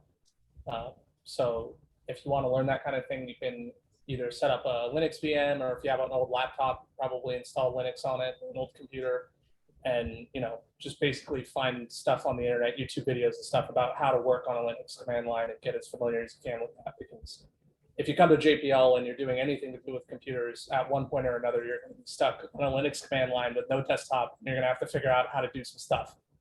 And if you're familiar enough already, that's going to help you a ton. And it makes you a lot more attractive as an intern on your application if you can tell them you're already familiar with Linux. And Trinity, I heard you say you got to run to work. I have the student questions that you sent ahead. Do you want me to go ahead and run through those?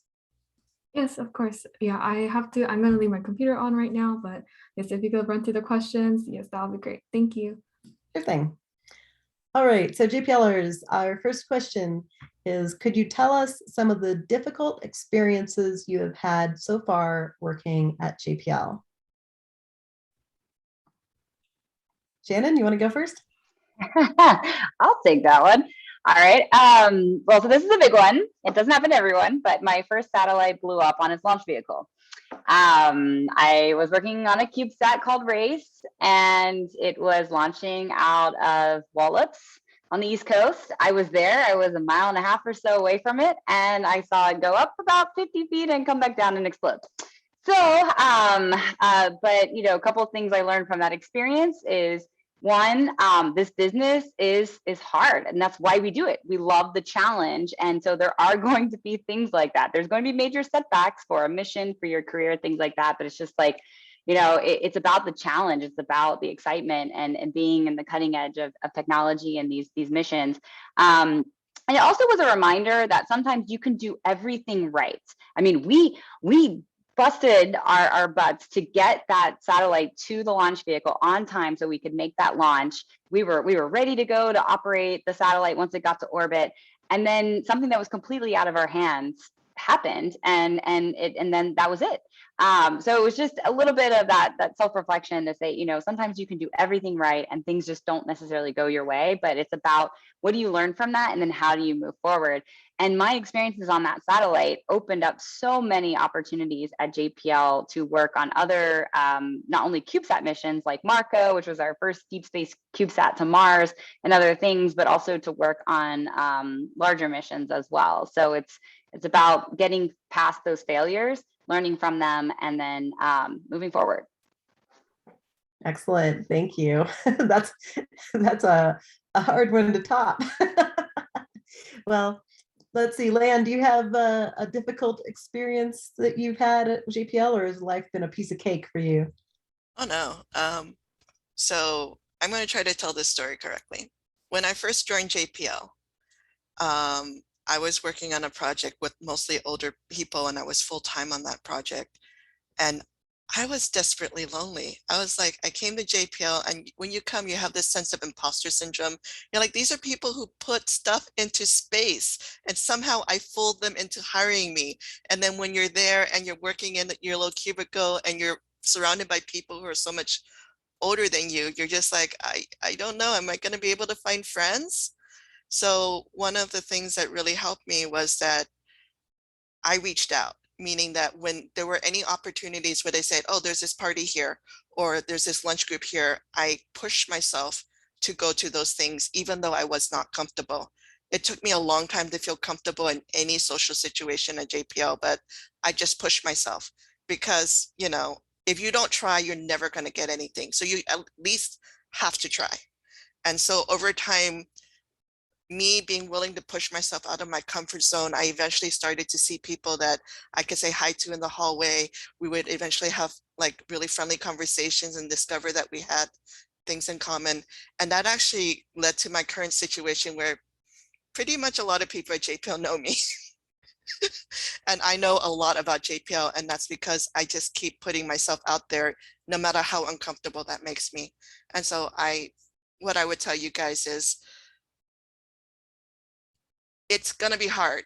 You can get through it. Just try and realize that other people, you might think that they have everything under control, but there was a period of time when they were feeling just as lost and just as awkward and unhappy as you are, but you can push through it. Thanks, Lan. That's a really good point.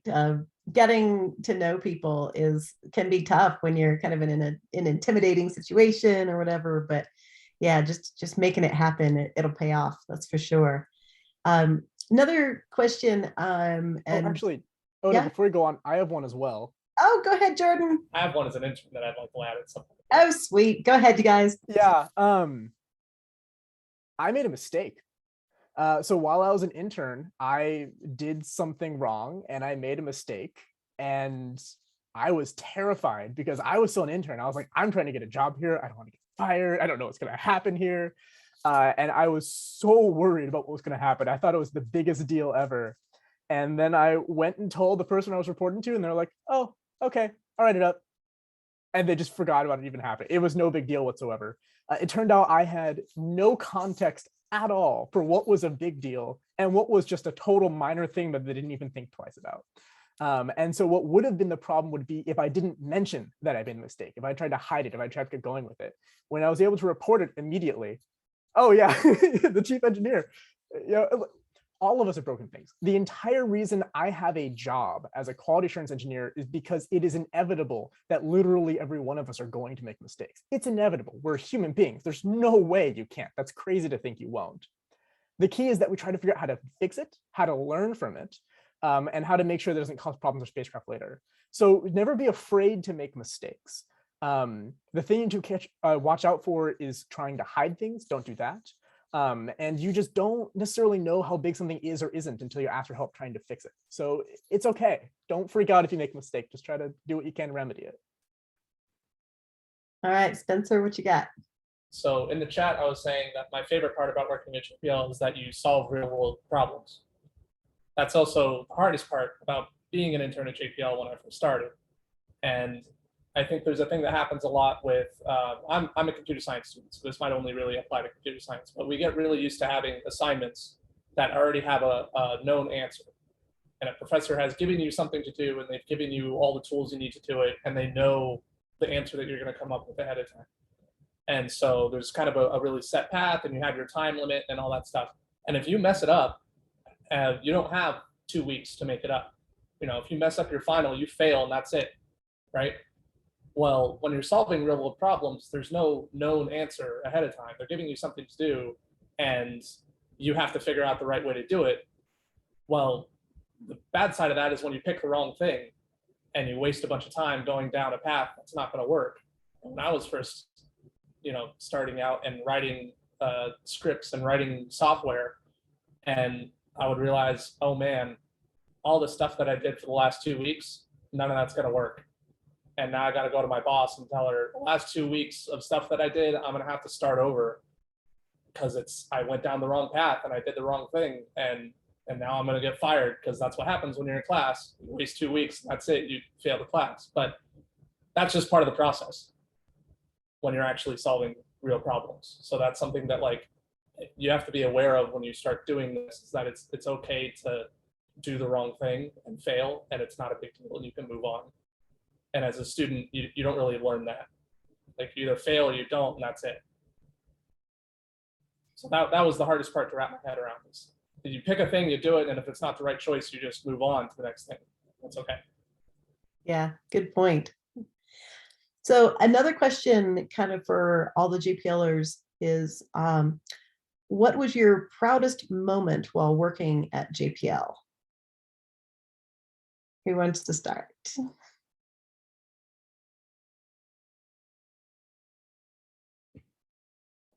I've held things in my hands that are on another planet.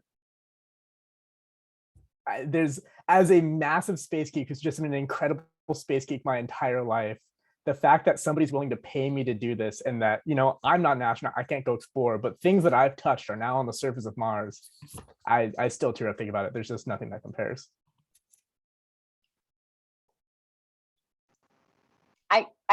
I could chime in. So I'm not sure if this is my proudest moment, but it's absolutely like a great story. So every summer when we're not in COVID, there's this thing called the Aerospace Summer Games, where all the aerospace companies in the SoCal region get together on a beach and play like beach games like volleyball, and there's a relay race and a watermelon eating contest, and there's all sorts of fun. Because I normally play volleyball, and the day that Aerospace Summer Games was happening and I'm playing volleyball, my satellite, RainCube, was having the go, no-go decision points to deploy our antenna. And this was like the critical event of our mission. And I'm the project manager. And so I have to be on these calls. And so I'm literally on the phone at the beach between volleyball games, listening in, muting my phone so they don't hear all the crazy background noise. And everyone's talking about, what are the pros and cons of going and not going based on the telemetry we've seen and where we are on orbit and things like that. And it was just such a crazy, memorable moment. And we ended up, all deciding it's a go. It worked beautifully. And, within a couple of hours after the game, we started getting, the telemetry down that it worked beautifully. We got pictures and just so awesome. Nice. Lan, do you have something? Yeah, so I work with Earth observing satellites, and for a period of time, I was working on a project where we process data in order to help first responders kind of understand like the lay of the land. So if there was an earthquake, a flood, a fire, the Earth got disrupted in some way. And so we're taking satellite data from the synthetic aperture radar instruments. And what synthetic aperture radar is good for is you take an observation of the Earth, you go and take it again, like maybe 10 days, 14 days later, and you can take the difference of your measurements and see how much the Earth has changed between those two times. So that's really useful if you have an earthquake or a flood or whatever, for the first responders to understand, okay, what is the lay of the land? How has the Earth deformed after this incident? So we ended up working a lot on weekends and other times. Anytime there was an earthquake, a flood, a fire, we were there processing the data and making sure that it was available. So I remember one time when the California fires were getting pretty bad, for some reason, I was the only one that was on the line when the data came in, and I was working with this one scientist trying to process the data so that it was in a form that he could use in order to make the maps that then he would send to FEMA. And just being on my own and realizing I'm like the only one working on this with this other guy, and managing to get it done and having him make the plot and having it end up in the newspaper the next day. That was one of those moments where I'm like, I can see the work that I'm doing. I can see the impact of the work that I'm doing like immediately. So that was one of my proud stories. Nice. That's great. Leilani or Spencer, either of you have you been around long enough to have a proud moment? This is relatively minor compared to what a lot of people here work on, but my last internship, I was working on technical documentation. And so I helped organize this wiki for the team that I was working on, and I came up with the system myself on how we were breaking up our documentation and what the structure was going to look like for all the people that needed to read it. And at the end of my internship, I did a final presentation, and I did a PowerPoint. I broke down the system that I had come up with. And at the end of the presentation, one of the engineers that worked on Mars Mars helicopter came to me and said, "Hey, I want to learn more about the system you came up with because I'm going to use it on one of my projects." And it was just really cool that as just an intern, I came up with something that was good enough that another engineer wanted to use it. Yeah, that's great. That was really cool. Nice. Leilani? Yeah, I think that something really cool was, last summer, my internship was, before, Perseverance had even launched from Earth. And we were just doing a lot of code development. And then I pretty much, was trying to develop the code that would run for operations that would process the data. And then I, wasn't interning during landing, but, I was still in contact with my mentor and stuff. And like when, she let me know like, hey, like, it landed. And she was like the person who was actually the one on console and on at the computer, running everything. She said, it landed and your code worked. And we were able to process the data and everything. Like that was really, really cool because, even though I wasn't even interning at that point, I was still, watching the landing and on Mars and everything, and just knowing that like, wow, my code, was there on the first day, like processing the data and helping the operators figure out what was going on. That was really cool. Yeah, and both you, Leilani, and Spencer have pointed out something I want to make sure everybody understands is that when you're an intern at JPL, you're actually contributing to the work of the laboratory. You're not doing some busy work on the side, filing papers or some fake project like sometimes you get in school. This is actual real space exploration, and your mentor needs help with a part that they think you could do. So you're doing it, and your work is gonna contribute to the success of the mission. So that's one of the cool things about JPL is our internships. You're doing real work, which also means that your internship is pretty intense. All right, so we're coming toward the top of the hour here. I have one final question I'd like folks to, JPLers to address. What would you tell people who want to pursue a career in aerospace or other STEM fields? So what would you tell people? Who's got the advice wheel?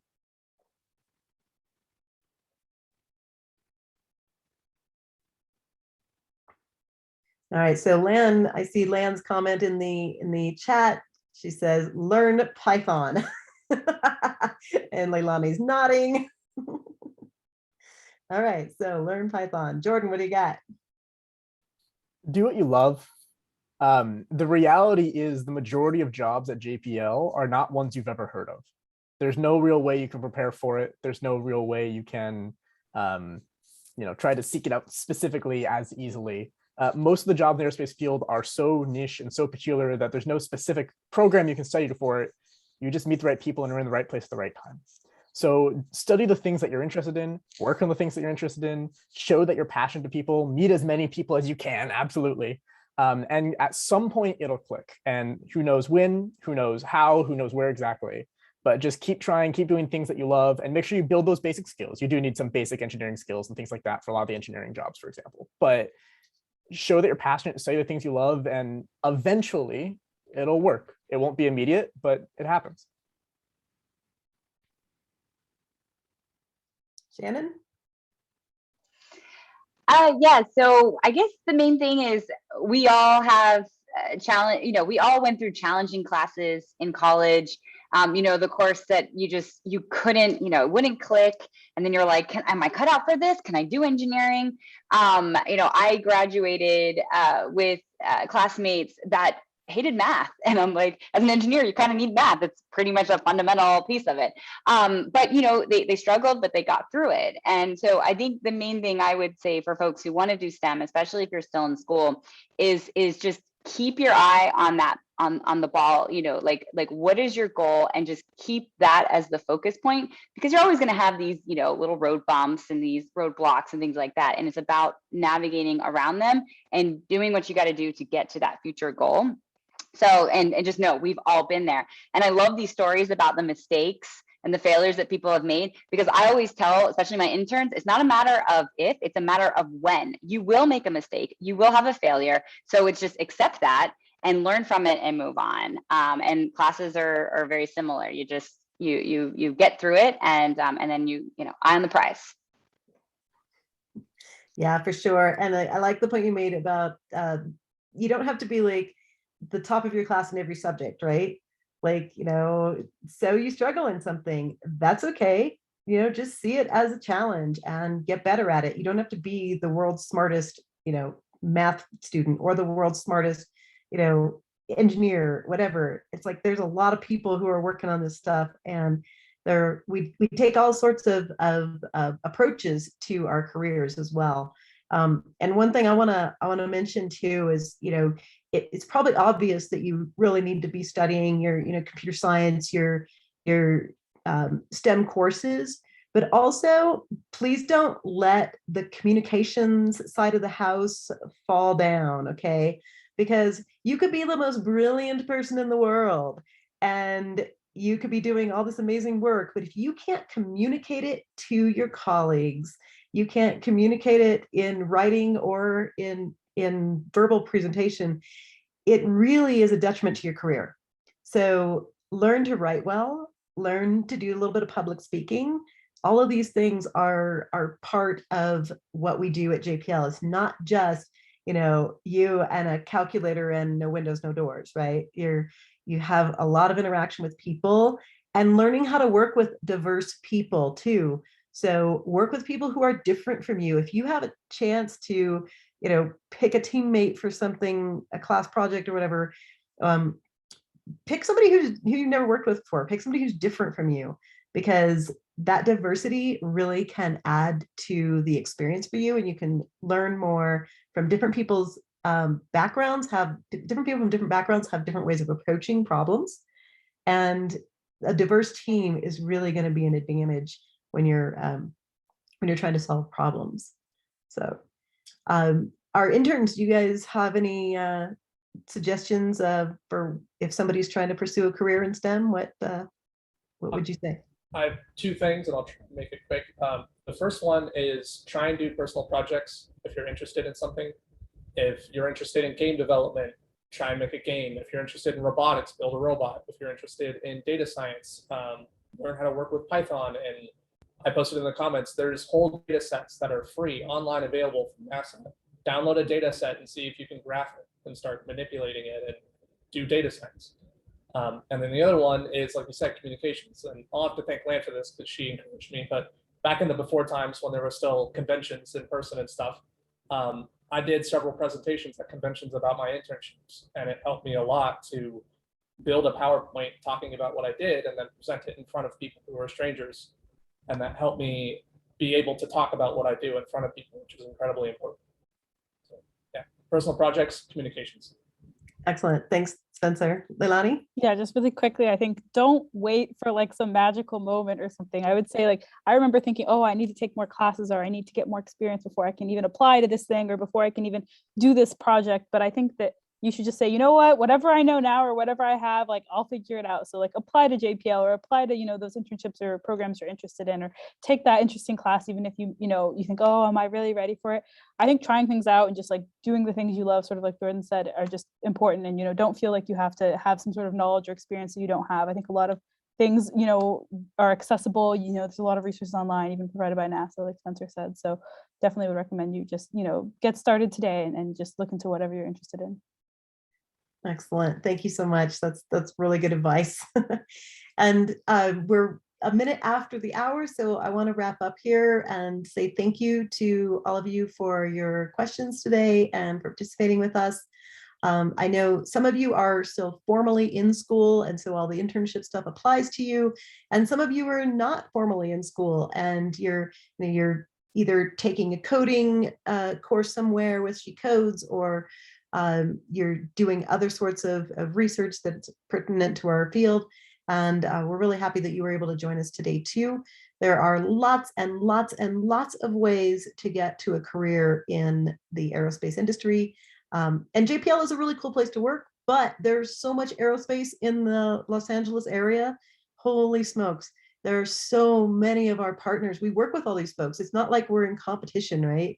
Like there's SpaceX, there's Boeing, there's Northrop Grumman.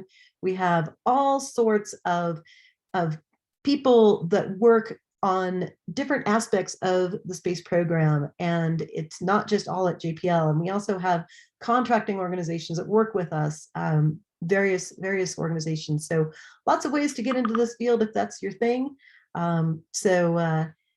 We look forward to seeing you around if that's part of your ambition. So good luck, and we'll see you around next time. Bye-bye.